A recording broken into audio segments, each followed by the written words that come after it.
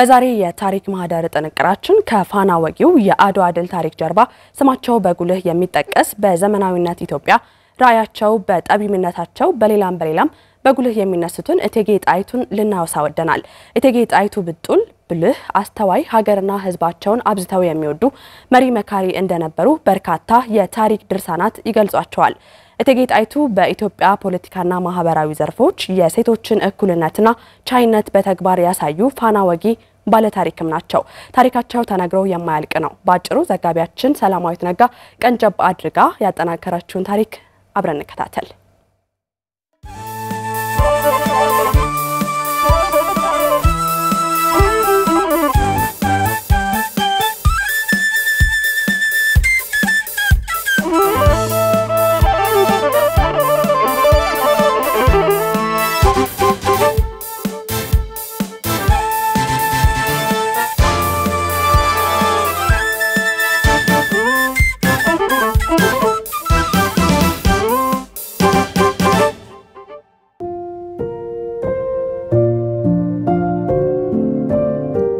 በኢትዮጵያ ታሪክ በደማቁ ስማቸውን አስፍረው ካለፉ ሴቶች መካከል ግንባር ቀደም ተጠቃሽ ናቸው። እቴጌ ጣይቱ ብጡል ውልደታቸው በደቡብ ጎንደር ዞን ደብረታቦር ከተማ ነሐሴ 12 1832 ዓ.ም ነው። ግዕዝን ጠንቅቀው የሚያውቁ በፈትልና በበገና ድርደራም የሚተካከላቸው እንደሌለ ይነሳል። ከሻው ንጉስ አጼ ምኒልክ ጋርም ሚያዝያ 25 1875 ዓ.ም የጋብቻ ስርዓታቸውን ፈጽመዋል። ብርሃን ዘኢትዮጵያ እቴጌ ጣይቱ ባለቤታቸው አጼ ምኒልክ ኢትዮጵያን ዘመናዊ ለማድረግ በሚንቀሳቀሱባቸው ጊዜ ዋና አማካሪያቸውም ነበሩ። በተለያዩ ዘርፎች ይሳተፉም ነበር። በኢትዮጵያ የመጀመሪያው የሆነው ጣይቱ ሆቴል በመመስረትም ቀዳሚ ነበሩ። የሴትነት ጥበባቸውን በቤተ መንግስት ውስጥ ያስተምራሉ። በሀገሪቱ ያለውን የፖለቲካ ልዩነት ለመፍታት በፖለቲካዊ ጋብቻ በማስተሳሰር ሰላም ለማውረድም ሰርተዋል። በሀገራቸው ሉዓላዊነት የማይደራደሩት እቴጌ ጣይቱ በውጫሌ ውል በአንቀጽ 17 የሰፈረው ጣሊያንኛ የኢትዮጵያን ሉዓላዊነት የሚጋፋ እንደሆነ ሲታወቅ አጼ ምኒልክ ነገሩን በዲፕሎማሲ ለመፍታት ቢሞክሩም አልተሳካም።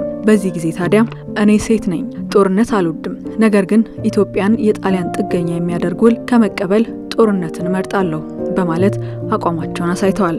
ጦርነቱም የማይቀር ሆነና አጼ ምኒልክ ምታ ነጋሪት ክተት ሰራዊት ብለው ወደ አድዋ ሲዘምቱ እቴጌ ጣይቱ በቤተ መንግስት አልተቀመጡም። ከባለቤታቸው ጎን ተሰልፈው በራሳቸው የሚመራ 3000 እግረኛና 6000 ፈረሰኛ አስከትለው አድዋ ዘመቱ። ለሰራዊቱ ስንቅና ትጥቅ ያቀረቡ መመሪያዎችንም ያወርዳሉ።